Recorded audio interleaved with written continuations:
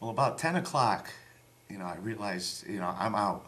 I got all my stuff with me. I'm walking around downtown Medford, and I have no idea where I am really. I've been to Medford a few times, taking the bus down there, but I don't know the town. I don't know downtown. I don't know where I should be, where I shouldn't be, if there's any trouble in certain areas. And, I'm just walking with all these bags, not really knowing what to do. So I walked down to the bus transfer station, and I see a bus is coming in the Greyhound. So I figured, well, I'll sit in the Greyhound station for a few anyway and try and think of, see if something comes up.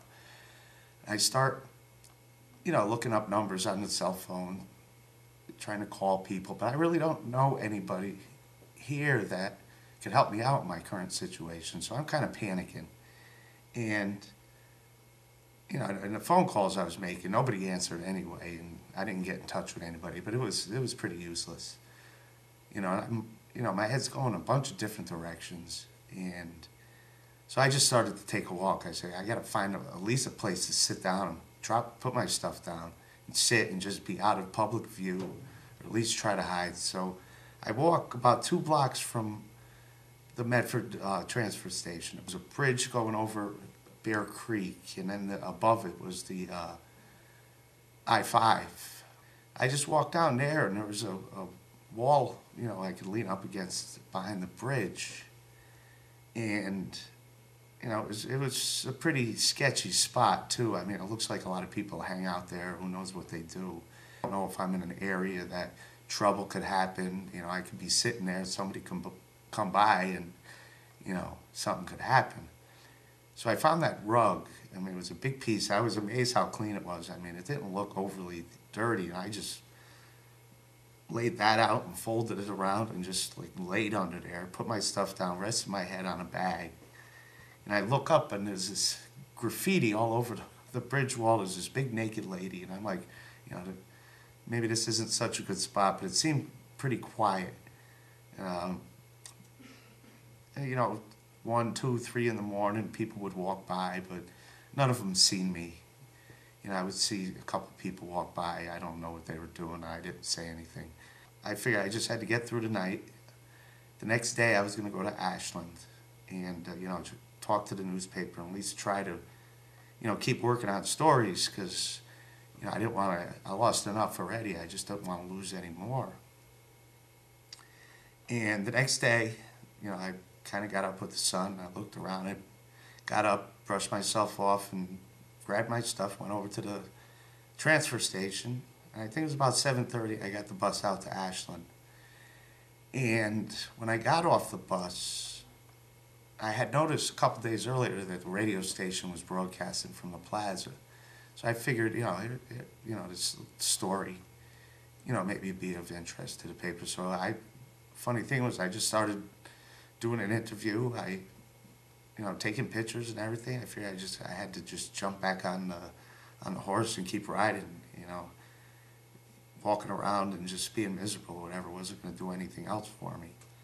I came back to the Tidings, and I spoke with Miles Murphy on my situation to see if I could still keep writing and everything. And, that's pretty much how the day ended. The next night, I just wasn't, the shock of the whole situation with, not having a place to go, not really knowing anybody that could help me out at all.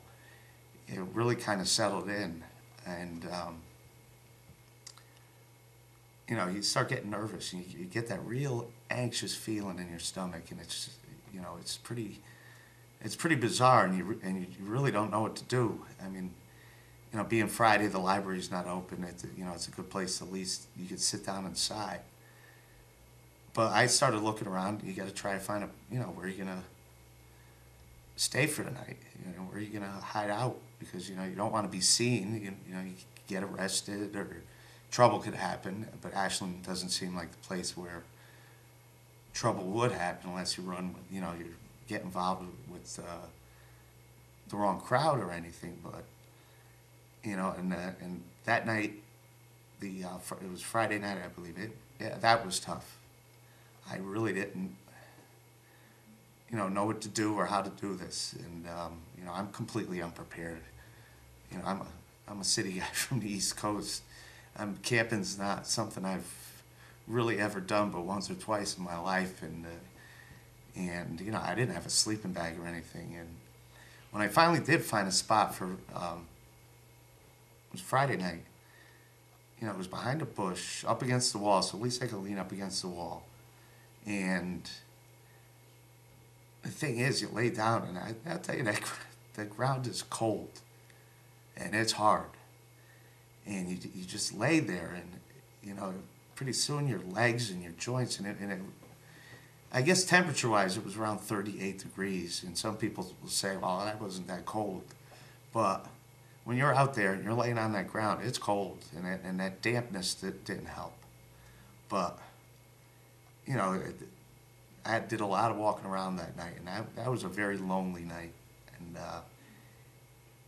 you know, the situation was just, I was just like, I couldn't keep going. If this was how every night was going to be, there was no way I could possibly keep doing this.